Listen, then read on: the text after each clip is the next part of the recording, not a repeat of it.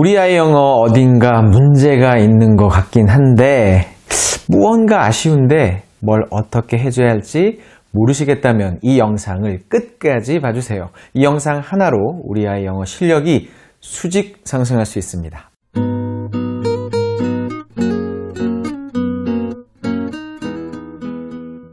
안녕하세요. 대한민국 학부모를 위한 실천적인 교육 전문 채널 교재밥 스튜디오의 권태형 소장입니다. 영어 계획은 일주일 단위로 잡아야 합니다. 목전에 닥친 시험 준비가 아닌 한 일주일 단위로 규칙적이고 균형 잡힌 공부를 꾸준히 해야 하는 것이죠. 우리 아이는 그렇게 잘 하고 있나요? 자기주도를 하든 엄마표를 하든 학원을 다니든 상관없이 지금부터 일주일 중에 쉬는 날 하루를 제외한 6일 동안 우리 학부모님들이 우선 관찰하셔야 하는 것들과 그 관찰을 바탕으로 과감한 결단을 하셔야 하는 것들을 구체적으로 말씀드리겠습니다. 잘 듣고 실천하시면 우리 아이 영어가 확 바뀔 수 있습니다. 우선 우리 아이의 영어 공부 습관과 패턴을 6일간 면밀히 관찰해 보셔야 합니다. 이 관찰된 6일간의 영어 학습 패턴만 보면 우리 아이 영어의 미래를 어렵지 않게 예측할 수 있습니다. 왜냐하면 이 6일간의 패턴이 큰 계기 없이는 지속적으로 반복될 것이기 때문이죠. 객관적인 관찰 후에 문제점이 발견되면 과감히 보완해 나가시면 됩니다. 그런데 문제가 무엇인지를 모르면 참 답이 없는 것이죠.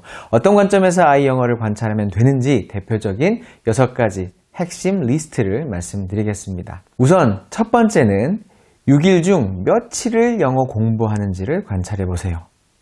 두 번째는 하루 영어 노출 및 공부량은 얼마나 되나 분 단위로 체크해 보세요. 세 번째는 집중 시간은 평균 몇 분 정도 되는지 확인해 보세요. 네 번째는 과제가 있는 아이라면 과제하는 습관과 패턴이 어떤지를 확인해 보세요. 다섯 번째는 6일차 때 지난 5일간 공부한 내용을 어느 정도 기억하고 있는지 확인해 보세요. 마지막 6번째는 영단어 공부를 어떻게, 얼마나 공부하는지 체크해 보셔야 합니다. 첫 번째, 6일 중 며칠을 영어 공부하는지 관찰해 봤는데 3일 이하로 공부를 하고 있다? 좋지 않습니다. 초중고 막론하고 영어 학습은 데일리를 기반으로 하는 것이 가장 효과적입니다. 매일 조금씩 하는 것이 주 3회 많이 하는 것보다 훨씬 효과적이죠.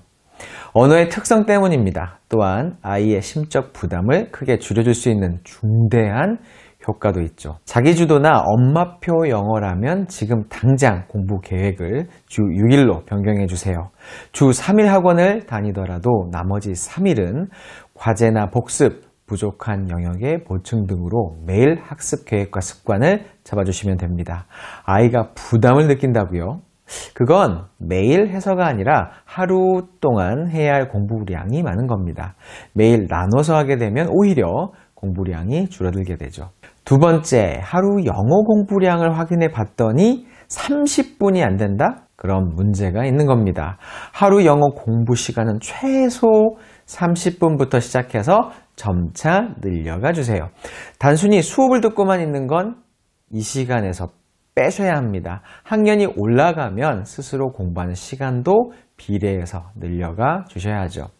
좀 더 자세한 내용은 위 영상을 시청해 보시길 바랍니다. 세 번째, 한 번에 집중할 수 있는 시간을 확인해 봤더니 20분이 안 된다? 신경 쓰셔야 합니다. 아이의 학년에 따라 차이는 있겠지만 보통 집중 시간은 30분 이상이 권장됩니다. 초등 수업이 40분이니 수업을 제대로 집중하기 위해서도 집중력은 필수적이죠. 집중 시간을 늘리기 위해서 우선 방해 요소를 제거해 주셔야 합니다. 산만한 분위기는 아닌지, 말소리나 TV 소리가 들리지는 않는지, 스마트폰이 코앞에서 집중을 깨트리는 건 아닌지, 설마 책 펴놓고 게임을 병행하고 있는 건 아닌지 등을 면밀히 관찰해 보세요.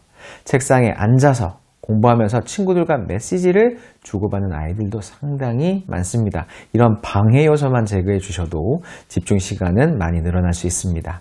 네 번째, 과제를 하는 시간이 전날 또는 직전에 몰려 있다면 문제가 큽니다. 과제는 대개 배운 내용을 내 것으로 만드는 중요한 공부입니다. 복습 효과로 장기 기억을 돕는 핵심 학습이죠.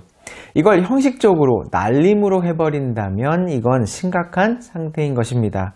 특히 단어 공부를 이런 식으로만 진행한다면 백날 해봐야 밑 빠진 독에 물 붓기일 뿐이죠. 과제는 남은 날에 n분의 1로 나눠서 해야 합니다. 과제가 많으면 당연히 나눠해야 완수율이 높아지고 적다 해도 나눠하면 여러 번 복습할 기회를 가질 수 있게 되죠. 직전에 과제 몰아서 하는 습관을 방치하면 고등 때까지도 심지어는 고3이 되어서도 고쳐지지 않습니다. 이번 기회에 꼭 바로잡아 주시기 바랍니다. 5번째, 지난 5일간 공부한 내용 확인하여 이해도를 측정해 보시면 지금 아이 영어 공부가 아이 수준에 맞는지, 교재는 적당한지, 집중은 제대로 하고 있는지 등을 파악하실 수 있습니다. 단 며칠 전에 공부한 내용도 기억 못한다면 무슨 이유를 대든 문제가 있는 것이죠. 그리고 매주 6일차, 보통은 토요일이 되겠죠. 6일차는 진도를 나가지 마시고 복습 데이로 지정해 주세요. 진도를 빨리 빼는 건 중요하지 않습니다. 제대로 다지고 가야 오히려 시간 낭비를 크게 줄일 수 있죠. 한 주간의 영어 공부는, 그리고 그 마무리는 간단 복습입니다. 엄청 긴 시간도 필요 없습니다. 지난 5일간 공부한 내용 중 잘 몰랐던 부분, 들렸던 문제, 기억이 안 나는 단어 등 부족한 내용 위주로 복습을 진행하면 됩니다. 다 아는 것도 모두 다 볼 필요 없죠. 근데 이게 가능하려면 체크해 놓는 습관이 중요합니다. 일단 모르는 내용은 무조건 체크해 놓기 잊지 마세요. 6번째, 영단어를 대강 하고 있지 않은지 체크해 보셔야 합니다. 방금 말씀드린 5번째 체크에서 영단어를 잘 기억하고 있지 못하다면 지금 말씀드린 영단어 3가지 포인트 접근법을 코칭해 주시면 좋습니다. 첫 번째, 본문 이해 어렵다면 단어 미리 보고 공부하기. 두 번째, 영어 단어장 만들기. 세 번째, 매일매일 하고 누적 반복 복습하기. 최소 3번에서 6번까지입니다. 영단어야말로 우리 아이 영어의 미래입니다. 대강하는 습관을 꼭 바로 잡아주세요.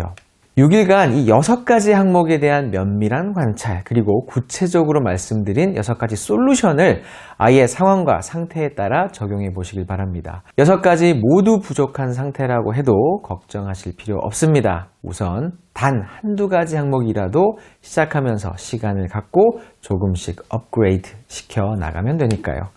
영어뿐 아니라 모든 학습에서 가장 중요한 것은 방향성입니다. 틀린 방법으로 성실한 것보다 천천히 가더라도 올바른 방향부터 파악하고 가야 하는 것이죠. 자, 이제 실천만 남았습니다.